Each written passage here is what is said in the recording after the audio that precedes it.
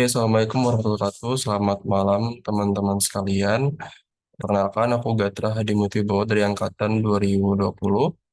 Di sini aku bakal menyampaikan hal mengenai nefrolitiasis atau batu ginjal sebagai tugas dari Health Project Blok Genitourinary 2023.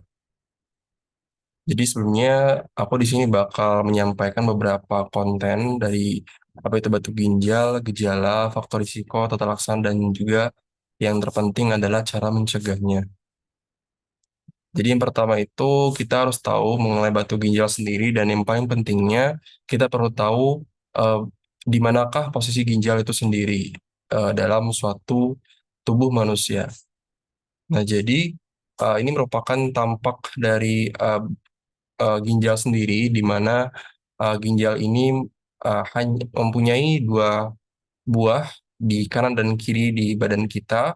Tepatnya kalau misalkan dari posisi anatominya itu dia ada di bagian belakang punggung kita sendiri. Dan jumlahnya normalnya itu ada dua buah, kanan dan kiri. Lalu untuk ginjal sendiri, ini rupa yang normalnya itu bentuknya masih seperti kacang kedelai, terus juga dalam em, posisinya juga masih normal, serta dari bentuknya juga masih normal, masih bagus sekali dari tampaknya. Lalu untuk batu ginjal sendiri, untuk bagaimana untuk tampaknya sendiri, berikut adalah gambarannya. Jadi sebenarnya batu ginjal ini merupakan suatu uh, penyakit yang dimana terdapat batu pada ginjal itu sendiri.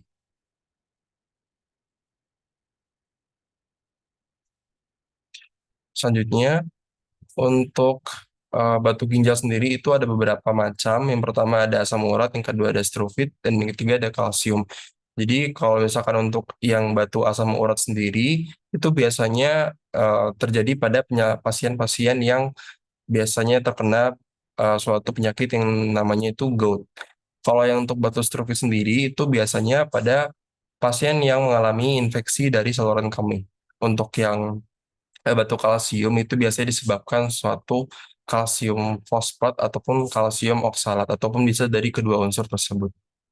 Lalu untuk gejalanya, biasanya pada beberapa pasien batu ginjal ini mempunyai beberapa gejala seperti salah satunya ada rasa sakit di bagian bawah perut, ada rasa demam biasanya pada pasien-pasien yang infeksi. Yang ketiga juga dia ada rasa susah untuk berkemih ataupun sakit saat berkemih. Lalu yang keempat dia ada rasa mual muntah juga dan yang terakhir biasanya ada gejala dari kencing darah atau hematuria.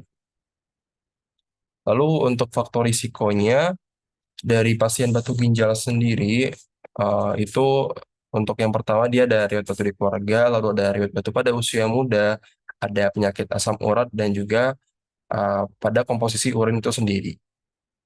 Lalu selanjutnya untuk apa sih tata laksana ataupun penanganan pada beberapa pasien batu ginjal sendiri, biasanya pada pasien batu ginjal itu rata-rata penanganan itu melalui tata laksana operatif, jadi melalui operatif atau tindakan operasi.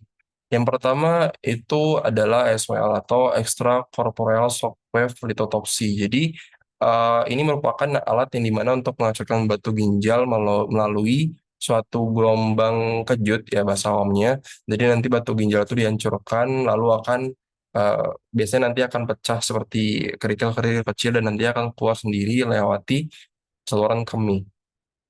Lalu yang kedua ada pecahan atau percutaneous nephrolithotomy.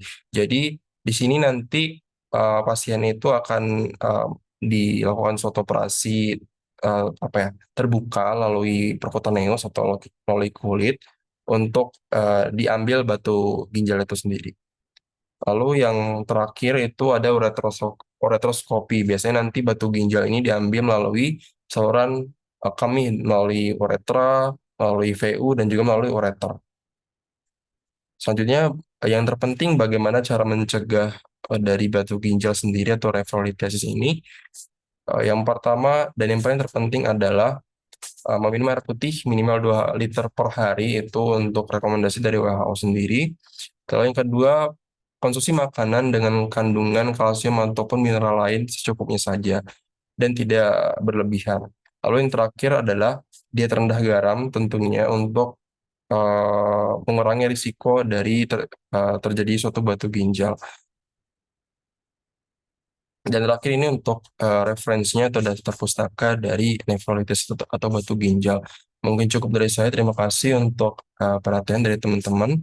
Jikalau teman-teman ada pertanyaan bisa langsung disampaikan saja. Terima kasih. Wassalamualaikum warahmatullahi wabarakatuh.